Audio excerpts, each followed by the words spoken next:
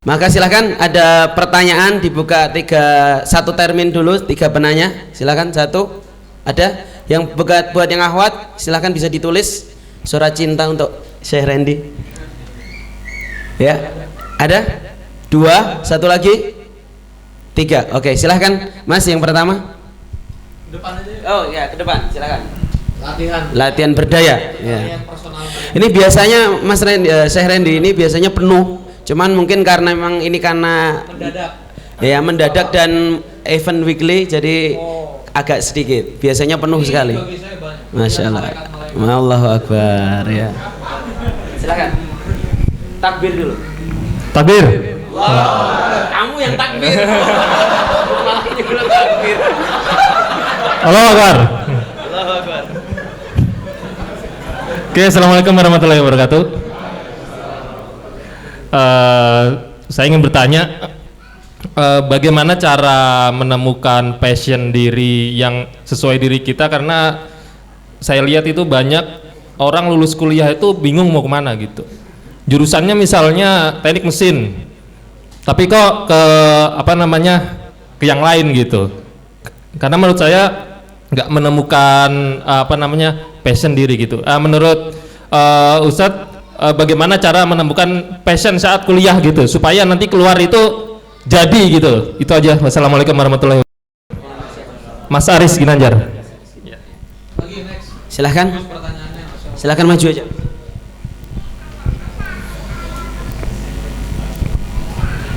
Ini di YouTube kan ya? Yes. Ya. Silakan.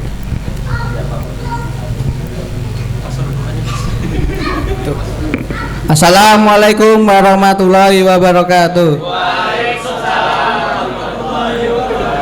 Semangat. Semoga sukses semua tahun 2018. Yang jomblo nikah. Ganti status. Ganti status. Takbir dulu. Takbir. Oh, Bapak. Takbir situ. Allahu Akbar. Assalamualaikum warahmatullahi wabarakatuh. Perkenalkan, nama saya Desi Priharyana atau panggilan Desi Slondok. Yang saya tanyakan sekarang kan generasi muda, saya sudah beberapa kali ngajak temen untuk wirausaha, itu masih minim itu loh Pak. Bahkan kemarin ada pemilihan pemuda pelopor, itu pun masih minim, yang bikin saya sedih. Gimana caranya untuk mengajak terutama teman-teman terdekat kita untuk mau bergabung kepada kita untuk terutama ya wirausaha, karena saya melihat di Jogja ini kan kalau wirausaha apapun insya Allah jalan. Cukup sekian dari saya. Salam. Wassalamualaikum warahmatullahi wabarakatuh. Waalaikumsalam. Silakan. Malah cocoknya pemain Sri Mulat ya. Potensinya stand up. Cocok wirausaha.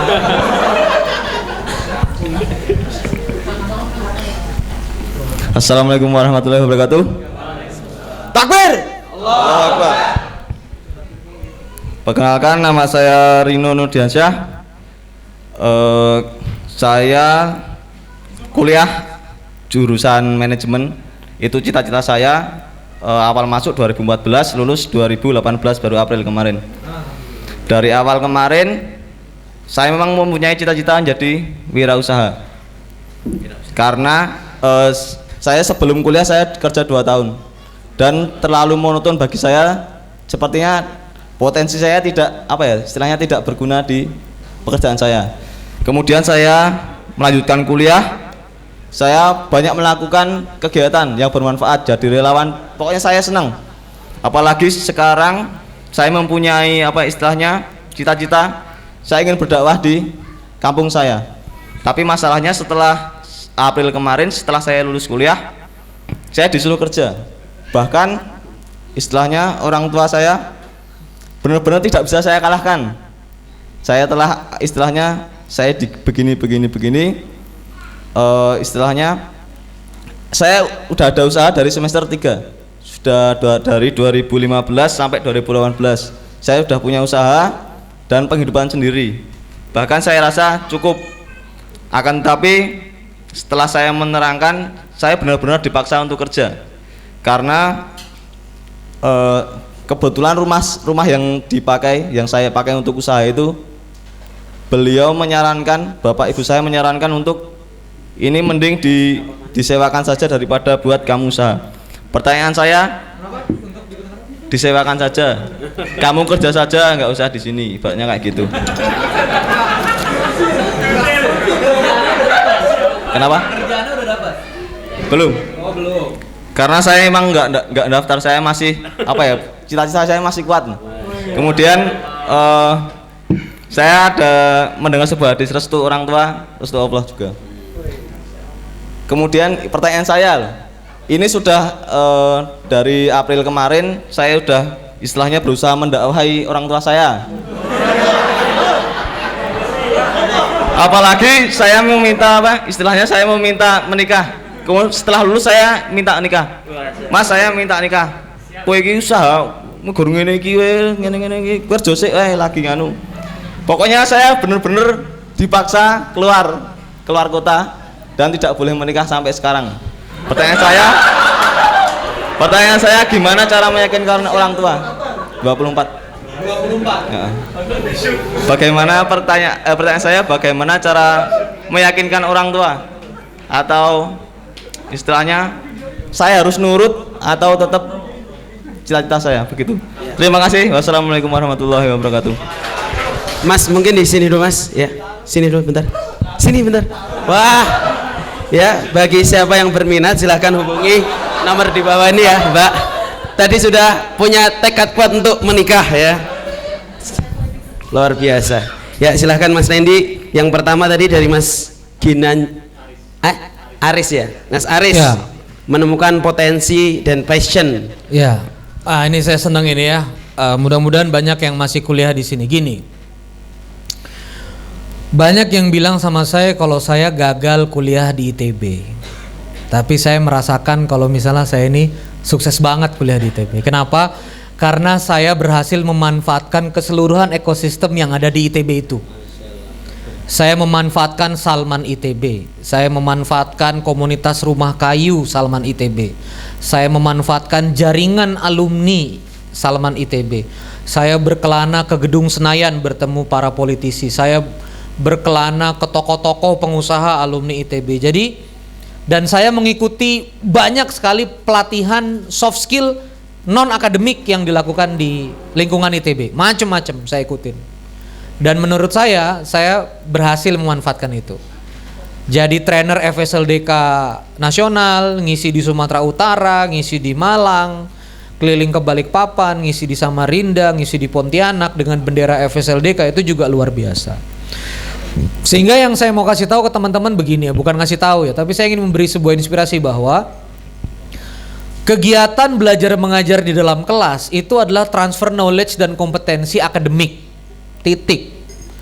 Tapi untuk pemenuhan soft skill, ya, keterampilan untuk membangun komunikasi, keterampilan untuk menyampaikan pendapat, keterampilan untuk bersabar, keterampilan untuk mengendalikan orang lain, itu hanya Anda bisa lakukan di luar kelas. Karena di dunia pasca kampus, sekali lagi saya ulangi, di dunia pasca kampus, dunianya adalah dunia organisasi. Sekarang saya tanya, kalau Anda aktif di kuliah jurusan pemasaran, anggap pemasaran, buku kuliahnya namanya Kotler, ya, buku kuliahnya itu teorinya Kotler. Anda akan dikasih kertas ujian, kurang lebih isinya apa definisi positioning, apa definisi branding, apa itu target segmentasi, mengapa pasar perlu disegmentasi. Anda bisa jawab benar, IP Anda 4, pemasaran. Tapi begitu Anda masuk Toyota, begitu Anda masuk Honda, Anda masuk di pemasaran, Anda nggak jawab kertas, Anda dikasih 8 Honda Jazz, Anda disuruh jualan. Ngerti maksudnya? Saya nggak tanya IP pemasaran Anda berapa, ini ada 8 Avanza, bisa nggak Anda jual? Gitu. Disitulah baru diuji kemampuan pemasaran Anda. Ya. Kami juga di dunia teknik perminyakan juga tahu banget. Di sini ada Mas Bravo, tahu tekanan, tahu ini, tahu itu, Tapi begitu di lapangan ketemu sama Rick, begitu api keluar, hanya kecerdasan emosi, Pak. Ya. Lah serius, Mas Bravo ini nggak tidur 3 hari, logging, masukin di sumur, itu hanya kecerdasan emosi yang bisa membuat seseorang bisa bertahan. Kick, bak, meledak, ada yang melongo. Harusnya selamatkan dirimu, don't panic, selamatkan. Langsung ke pusat assembly, pusat pertemuan. Di sini ada Ibu Nirwana Tawil yang gabung ke kami. Itu 7 tahun di Qatar dan Rasgas, ya, merantau ke Abu Dhabi tanpa kejelasan, ya, dengan berbekal ijazah D3 lalu kemudian persamaan S1. Hanya kecerdasan emosi yang membuat orang bisa bertahan sebegitu hebat. Saya kalau lulusan SMA, teman saya seangkatan sudah ngomong, Ren, kamu kalau nggak kamu lanjutin nih ITB Teknik Perminyakan, kamu nggak lanjutin, nggak kamu urus, nggak kamu lanjutin ke Trisakti, nggak kamu lanjutin ke UPN, ya kan, di Jogja ini UPN ada perminyakan toh, biasanya Dewan ITB itu ke situ, ya kan, dropouters ITB itu ke situ. Itu teman-teman sekalian, kalau kamu nggak lanjutin, saya sudah bilang cleaning service, teman saya udah ngomong kamu lulusan SMA tuh lap-lap food court, kata dia gitu. Sudah difatwa saya lap-lap food court. Lah tapi kan soft skill yang saya dapatkan waktu di kampus, kita di forum silaturahim, di forum rapat, forum himpunan, di mana kursi terlempar, orang-orang berdebat. Ente anak masjid, anak depan, wah gitu kan, wah tangan kiri, wah sosialis Che Guevara, ya kan gitu. Lah kita berhadapan berdialektika dengan faham sosialisme, faham marxisme di kampus. Kita berlatih. Oh begini sudut pandang orang ya. Bagi kami agama candu. Agama dan kapitalisme itu dua sisi mata uang. Wah. Masya Allah. Mana bukti pendidikan Islam SD itu mahal-mahal? Iya juga ya. Skakmat juga kita kan. Jadi Masya Allah. Nah itu pelajarannya di kampus. Dan di kampus itu kalau misalnya salah enggak apa-apa. Nah ini yang menurut saya perlu Anda pahami. Maka dari itu saran saya di kampus itu Anda harus banyak ruang-ruang begitu. Bahkan kata teman saya, kalau misalnya sudah memang lulus 4 tahun, lamain 2 tahun. Jadi sisakan 1 mata kuliah yang kalau kamu ambil pasti jadi. Sisakan 1 aja. Wisudanya kamu lamain supaya apa? Ada logo mahasiswa. KTM itu nanti yang akses ini murah, lab murah, ngasdos murah, ini murah gitu loh. Lo serius, jadi kalau kata dosen saya itu tuh ajaran di teknik perminyakan, kamu nggak perlu cepat lulus tapi kamu begitu lulus matang. Lah karena kita ini textbook Pak. Proses akademik kita itu proses industrialisasi. Anda duduk diam dimasukin di insert knowledge. Lah di dunia luar sana saya kan sudah Masya Allah belajar cementing, belajar pipa segala macam. Saya tanya sama om saya, om begini nggak sih om bikin? Enggak mah, di program aja komputer enter jadi semua. Ya Allah, kita sampai ngitung pemboran horizontal segala macam gitu ya Pak. Ternyata begitu di program lah, memang nanti nyari sendiri. Jadi Masya Allah. Nah maka dari itu kawan-kawan sekalian yang saya minta itu apa? Soft skill, ya. Menempa diri Anda non KBM. Maka dari itu gini loh, kalau Teras Dakwah bikin, Teras Dakwah mengadakan bazar, oprek jadi panitia, kebut tuh kejar. Karena di situ ilmu yang mahal. Teras Dakwah sedang mencari relawan untuk dana usaha, nah itu kejar itu. Gimana kamu berkomunikasi dengan klien, disemprot sponsor, logoku salah, mukamu, wah gitu kan. Wah itu ngeri ya. Tapi kamu tuh belajar dimarahin orang, belajar bertanggung jawab, dan itu nggak ada di kegiatan belajar mengajar dalam kelas kan, nggak ada simulasi disemprot orang, nggak ada. Ayo ya kawan-kawan sekalian mahasiswa, kita simulasi disemprot atasan, nggak ada Pak. Kita berhadapan dengan kertas putih. Di lapangan real dunia pasca kampus Anda berhadapan dengan manusia, berhadapan sama klien. Makanya ini yang menyebabkan kenapa IP 3,8, IP 4 3,7 bahkan 4,5. Bid'ah. Itu tidak sanggup hidup di dunia pasca kampus, dan benar akhirnya sekolah lagi ilmuwan, dan benar berhasil ketika dirinya ketemu kertas lagi, namanya apa? Data saringan, ya, laboratorium, tabung elemenyer. Jadi kalau dia ketemu tabung elemenyer, data saringan, fit dia. Tapi kalau ketemu manusia selek lagi, lah itu yang jedot 4 itu ya. Nah, jadi kawan ini sore loh ya yang kumlot jangan tersinggung. Jadi kumlot bagus, serius. Ilmuwan itu kita butuh, jangan ditertawakan ya. Jadi kawan-kawan sekalian, ini yang saya minta kawan-kawan menyadari pentingnya membangun kompetensi diri non akademik. Ini remaja Indonesia yang kurang di sini. Remaja Eropa itu baca buku, novel dan seterusnya itu 40 judul syarat ya, syarat lulus elementary itu sekian ratus judul harus selesai. Jadi lengkap novelnya, ininya segala macam. Sederhana begini deh ya. Saya punya teman kerja di Norway. Aneh nanya sama dia gini, bro, ente kerja nationality apa aja? Oh macam-macam. Saya kerja sama Bangladesh, sama India, sama segala macam gitu. Indonesia ada nggak? Ada juga lah kita beberapa orang Indonesia. Aneh nanya, kita bisa bersaing nggak? Kita Ren Indonesia itu paling cerdas di antara mereka. Serius pak. Cuma kesalahan kita apa? Kita nggak berani ngomong. India kalau udah rapat, I can increase this product, I can do that, I can do this, I can do this. Itu apa. Jadi India itu dia ngomong terus. Orang Indonesia cuma bisa di pojok. Hah, begitu aku juga iso. Tapi nggak ngomong. Lo sampean ngedumel nggak ngomong. Lah kenapa? Karena orang India itu dari kecil otak kiri sama otak kanan itu seimbang. Mereka menghafal lagu, otak kiri mereka nari. Ketemu apa nari, ketemu ini nari. Jadi mereka tuh wah ya. I can increasing this product. We fill the injection with a fluid with surfactant and it will damage the reservoir bla bla bla bla bla bla and it will go. Nah dia pinter ngomong. Nah orang Indonesia, saya ngerti pak, I understand this problem. Explain to management, that's the problem. I cannot explain. Lu kayak apa tuh? I cannot explain because I'm not speak person. I'm not ngecap person loh. Ilmu kebatinan. Loh iya makanya itu loh. Makanya saya teman-teman yang kuliah di Jepang itu hampir semuanya mau S3-nya di Amerika. Kenapa?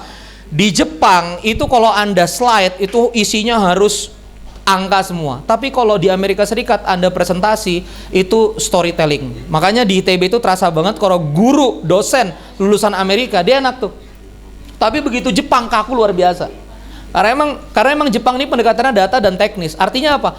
Konten bagus, konteks ini yang kurang. Sebetulnya apa hebatnya Ustaz Abdul Somad? Tadi saya bahas di jalanan. Itu adalah konteks dalam menjelaskan fikih. Kalau ini gadget ada Qur'annya, kalau nyala, kebuka ayat, Anda masuk WC, dosa itu. Tutup dulu aplikasinya, masuk WC nggak apa-apa. Ada juga yang nggak bolehin. Lah gimana kalau kepalamu ada Qur'an? Masa kepala mau ditaruh dulu, mau masuk WC, kepala ditaruh di luar? Nggak mungkin. Nah itu. Nah Ustadz Abdul Somad bermain konteks. Kontennya sama, tapi konteksnya. Ustadz Hanan Ataki, konteksnya. Teras dakwah, ini taklim juga, tapi konteks. Di teras ya, tidak menegangkan ya, pakai tiker-tiker. Tapi lah kontennya masuk, ini konteks. Nah maka dari itu kawan-kawan tadi untuk penanya pertama, saya kembalikan lagi, coba belajar apa? Kompetensi non akademik. Coba lagi. Dan itu ilmunya harus Anda cari pak, nggak bisa. Anda harus alami sendiri. Namanya ospek kehidupan pak.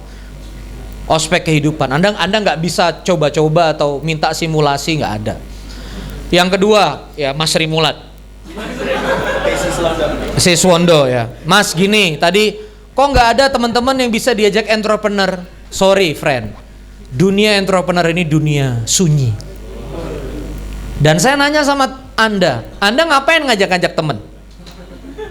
Dalam istilah ekonomi Islam, ngajak orang bisnis bareng itu namanya syirkah. Kerjasamanya musyarakah. Musyarakah itu koalisi. Saya punya kelemahan, kamu punya keunggulan, kita gabung. Kelemahanmu, aku ada keunggulan, kita gabung. Lah ini kalau ngajak temen, kadang-kadang kita apa? Cuma rame-rame aja, bisnis yuk, ayo gitu. Lah sama-sama lemah gitu loh, sama-sama nggak ngerti, sama-sama nggak punya uang. Musyarakah, lah musyarakah ini syirkah apa ini? Ini syirkah kebingungan di antara Anda. Kebingungan ngapain di syirkah gitu loh.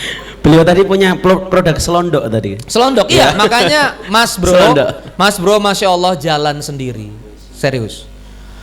Entrepreneurship itu seperti resonansi ya, dan juga seperti magnet gitu. Jadi kalau Anda jalan, Anda akan menyerap serbuk-serbuk magnet di sekitar Anda. Jadi jalan aja terus, nanti akan banyak yang membersamai. Jadi nggak usah terlalu baper kalau sendirian. Ini memang jalan sunyi, ini memang jalan yang diremehkan.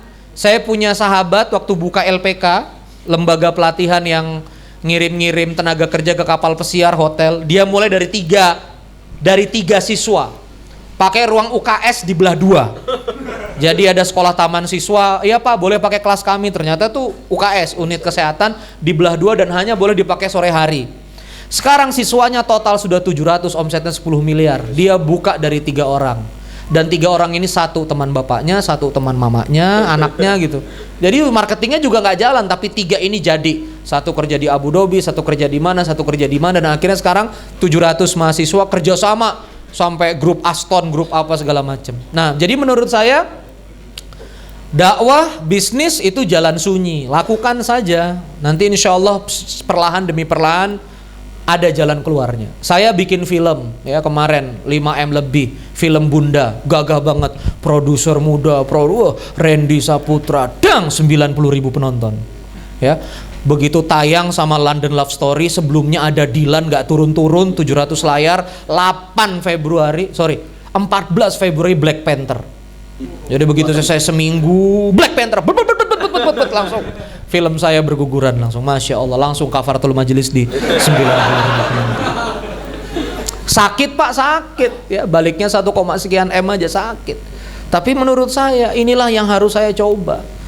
Nah, dan sekarang perlahan demi perlahan ketemu pengusaha yang, Mas Randy kapan bikin film lagi? Ya aku mau lah bikin, tapi jangan pakai duit investasi lah, kalau mau pakai duit gratisan aja tak buatin. Oh ya Mas Randy nanti kita ngomong. Nah itu jalan sepi. Jalan apa? Jalan sepi. Nggak ada Mas. Kita harus masuk di episode direndahkan agar kita akan disediakan Allah episode ditinggikan. Kita harus merasakan episode diremehkan. Karena Allah Subhanahu wa taala menyiapkan episode untuk dihargai. Kita harus melewati episode jatuh karena kita akan disediakan Allah episode yang namanya bangkit. Nggak ada Pak tiba-tiba bangkit. Bangkit itu pasti dari jatuh.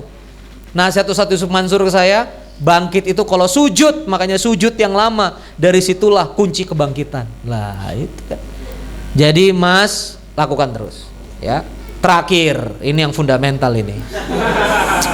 Orang tua ya. Saya yang pertama ingin ambil dulu adabiyat. Ini kan udah pakai baju syekh gini ya. Adabiyat birrul walidain, albir alwalidain. Wa ta'awanu 'alal birri wat taqwa. Kenapa? Bertolong-tolonglah kamu pada kebaikan, bukan. Itu albir wat taqwa. Bertolong-tolonglah kamu pada bir. Albir itu apa? Albir itu kebaikan horizontal. At-taqwa kebaikan kita kepada Allah Subhanahu wa taala. Jadi birrul walidain itu salah satu kebaikan yang memang diukur oleh Allah Subhanahu wa taala. Jadi saya kasih rambu-rambunya, sama orang tua harus sopan, menghargai, jangan menyakiti segimana-gimana pun Anda tersakitinya. Dan cara mendakwahi orang tua paling mudah adalah mendoakan. Dan saran saya jangan langsung mendakwahi. Tapi gini mah di hadisnya, ya masyarakat syabab, wahai anak muda, jika kamu sudah ba'ah, menikahlah. Apakah mama tidak percaya Rasulullah? Mama umat Rasulullah atau bukan? Wah, jangan begitu hadirin ya. Kalau saya dulu bukunya Salim Afilah mulai dari bidadari cemburu padamu apa tuh saya taruh di meja-meja biar mama saya ngelihat. Ceramahnya Fauzil Azim tentang pernikahan dini saya putar keras.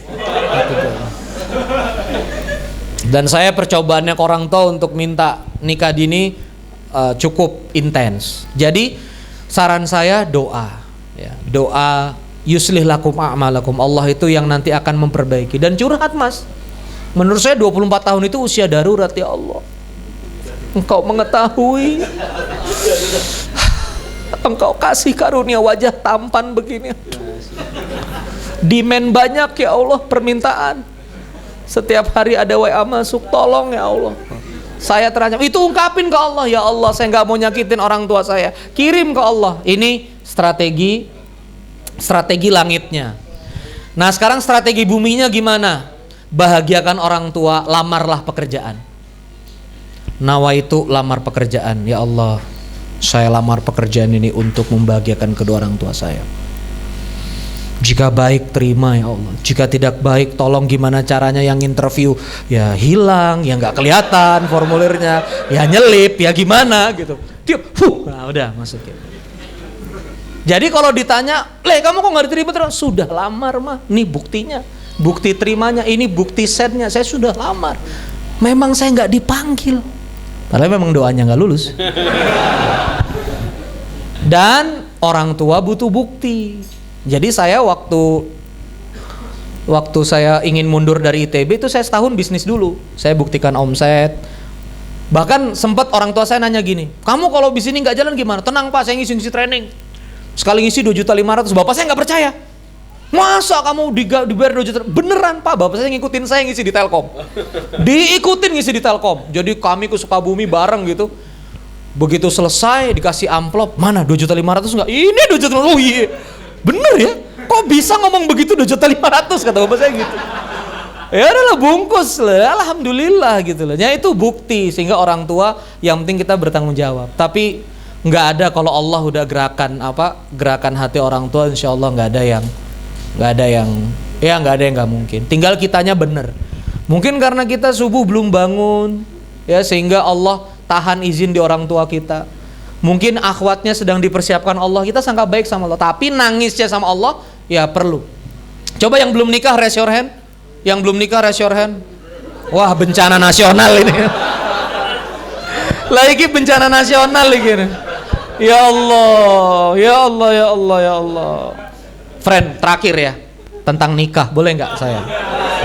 Asik. Pasang telinga. Siap-siap. Ini nikah pertama ya.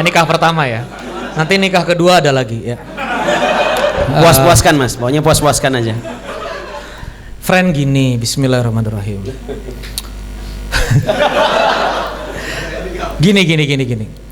Salah satu keberhasilan seorang anak muda itu adalah ketika kedewasaannya itu melampaui usia biologisnya.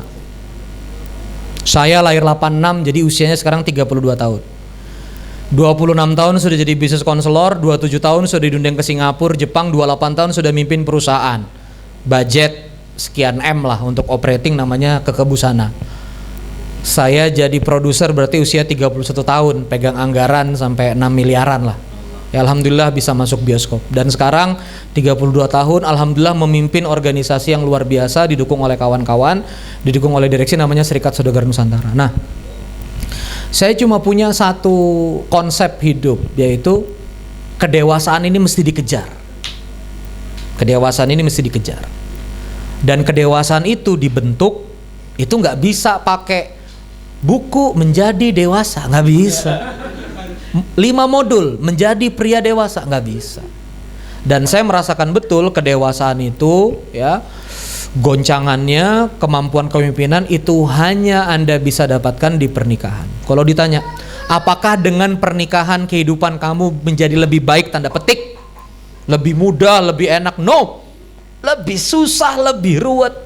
Ini jangan tiba-tiba jadi mundur ya. Yang kalau misalnya jomblo-jomblo begini kan lapar, tinggal pindah dari kosan satu ke kosan lain. Bro, gak ada duit kosan, bro pindah ya. Lapar tinggal Indomie jam 12 siang, merger 3 kali makan. Ya kan ya. Siang hari makan di merger, ya Allah nawaitu makan pagi, makan siang, makan malam, hap, lillahi ta'ala. Bisa di merger. Tapi begitu Anda nikah, Anda akan mengalami masalah uang kontrakan. Waktu tiba-tiba hamil Anda mengalami masalah uang cek kandungan. Tiba-tiba nanti usia 9 bulan, Mas ini sudah bukaan 3 harus melahirkan. Lihat tarif partus 4.500.000. Dek bisa ditutup dulu nggak Dek? Lagi nggak bisa. Ini sudah bukaan 8, kamu nyuruh nutup lah kayak apa Rek? Iya. Dek ini aku belum ada budget ini Dek. Gimana kalau lahirannya 2 pekan lagi? Nggak bisa. Nah, sehingga di saat kita masuk dalam alam pernikahan itu, kita akan mengalami kesulitan yang kadang kesulitan itu nggak penting. Dek, mau makan apa? Terserah Mas saja. Aku soleha taat, oke. Kita pecel lele di depan yuk, bosen. Loh, gue bingung. Saya bingung, itu terserah tuh loh. Terserah, saya bingung. Kalau gitu seafood aja lah, seafood enggak lah mas, aku alergi. Ya jadi adik maunya apa? Terserah mas, aku soleha. Lah pusing nggak sampean. Wes tiba-tiba satu hari cemberut, ya kan? Dek kenapa sih cemberut? Mikir kira-kira apa? Ya sudah, aku minta maaf. Minta maaf itu harus jelas kesalahannya. Minta maaf kenapa? Kesalahannya apa? Ya enggak tahu, beritahu. Mikir. Wah, ini sudah. Anda di rumah jemur handuk, dilipat eret karena Anda anak banyak. Di rumah dia handuk itu dibentang. Set, ini bisa perang dunia. Eret, mas jangan dilipat gitu loh mas, dibentang. Loh aku di rumah 8 bersaudara, jemuran itu harus pendek-pendek. Lah dia 2 anak ya dibentang gitu kan ya. Dicucinya malam apa pagi? Nyuci malam, kerenteng, malam-malam jangan nyuci, ribut, besok pagi aja. Di rumahku harus malam, karena nanti dia kecewa segala macam, jadi harus malam. Di rumahku pagi, lah ini kan nggak mungkin. Oke ambil titik tengah, jam 2 pagi kita cuci, lo nggak bisa. Nah, disinilah pernikahan itu menurut saya mempercepat kewarasan Anda. Wes, dunia memang berat gitu. Tapi ketika Anda sudah bisa mengelola keruwetan di dalam ini, ketika Anda keluar, Anda akan merasa biasa aja karena yang di rumah lebih ruwet lagi gitu. Serius saya. Jadi menurut saya kenapa kita ini nggak cepat dewasa dan nggak cepat bertanggung jawab, dan juga kenapa nggak ketemu jalan hidup, karena memang belum menikah. Jadi saya malah kebalik ya. Terserah ini mau disampaikan ke orang tua atau enggak, tapi yang saya alami dan banyak orang alami itu nikah dulu baru cari jalan. Nikah dulu tenang ya, ada pasangan hidup baru cari jalan. Mana jalan? Jangan gini, nanti saya tunggu mapan, tunggu bisa nyicil, tunggu ada kendaraan, jadi kan daya tawar saya naik tuh. Ilusi. Baru juga ngumpul 4 juta, beli tas 3,5 juta. Baru ngumpul uang 5 juta, beli Puma 5,5, beli sepatu sneakers langsung 3,5 juta. Gimana mau kekumpul? Tapi kalau ente nikah dapat uang 5 juta, kepikir tuh. Susu bayi, mati deh lo, susu bayi, kontrakan. Udah kepikir, nggak sempet. Saya itu waktu merit umur 21, bukannya, Masya Allah, bukannya nggak mau main. Ren, PVJ nonton, lah aku gendong Azhar.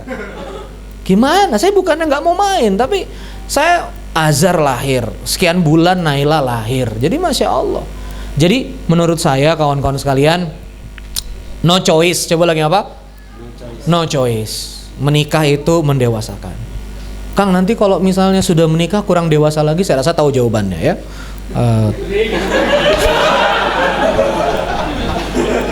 Berarti ya gitulah pokoknya. Ya iyalah, itulah ya pokoknya Anda harus dewasa. Jadi menurut saya kawan-kawan sekalian, ayo. Dan sorry ya, bukannya gimana. Saya juga pengen nasihatin ikhwan, akhwat, anggap aja ini bonus ya. Terakhir ya. Ini sudah lihat-lihat jam dia mengusir saya. Jadi anggap akhwat nggak denger ini ya, ikhwan. Kebanyakan ikhwan tuh gini, umur 24. Saya mau cari yang lebih muda, Kang. Umur 21. Aduh, umur 21 daya tawarnya tinggi. Ya kan? Dan seakan-akan kalau menikah lebih tua itu jadi salah gitu loh. Padahal enggak juga kawan-kawan sekalian. Anda lihat semua pemimpin itu menikahi yang lebih tua. Serius. Dan itu ternyata ada telaah psikologisnya. Wanita yang lebih tua itu ternyata psikologisnya itu lebih tua lagi gitu. Sehingga begitu Anda menikah, Anda percepatan dewasanya itu keangkat lebih cepat. Semua pemimpin cari Soekarno, Macron, Rasulullah SAW. Bahkan istri kedua Rasulullah itu lebih tua lagi. Jadi ini menurut saya isu-isu lebih tua. Aduh Kang, selisih 5 bulan. Maksudnya 5 bulan lebih tua. Aduh, saya sampai emosional gitu loh kadang-kadang. Apa sih anak-anak ini gitu loh. Iya makanya itu. Iya. Kebanyakan denger salawat YouTube yang itu kelihatannya. Jadi punya imajinasi baru gitu. Din salam. Iya makanya ham. Wes salah ya. Jadi Masya Allah ya teman-teman, ini serius ya. Segera menikah ya. Yang lucu itu kan gini, akhwat kenapa kamu kok nggak nikah? Ikhwannya nggak ada yang ngelamar, Kang. Oh, saya tanya Ikhwan, kenapa kamu nggak nikah? Akhwatnya nolak terus. Nah, udah jelas berarti salah lamar akhwat. Iya kan? Akhwat saya tanya, nggak dilamar-lamar. Saya tanya Ikhwan, kenapa ente nggak nikah? Iya, saya ngelamar, tolak terus. Emang yang paling enak udah deh. Siapa yang mau? Udah deh, cepat. Gitu loh. Jadi dimediasi oleh teras dakwah, udah yang penting mau bersama gitu loh. Ini penting bagi saya. Jadi segera solidkan, segera ketemu di dakwah. Jadi jangan jadi juga fitnah ya. Sendirian itu nggak baik. Jadi segeralah menikah, niatkan karena Allah Subhanahu wa taala, insyaallah nanti Allah bantu. Terima kasih. Saya minta didoakan semoga di antara kita yang lagi bermasalah dimudahkan Allah. Amin ya Allah. Yang lagi punya hutang dilunasi Allah hutang-hutangnya, yang lagi punya penyakit disembuhkan Allah. Kawan-kawan di sini anak-anak muda yang lagi cari jalan hidup diberikan Allah jalan hidup yang baik. Amin.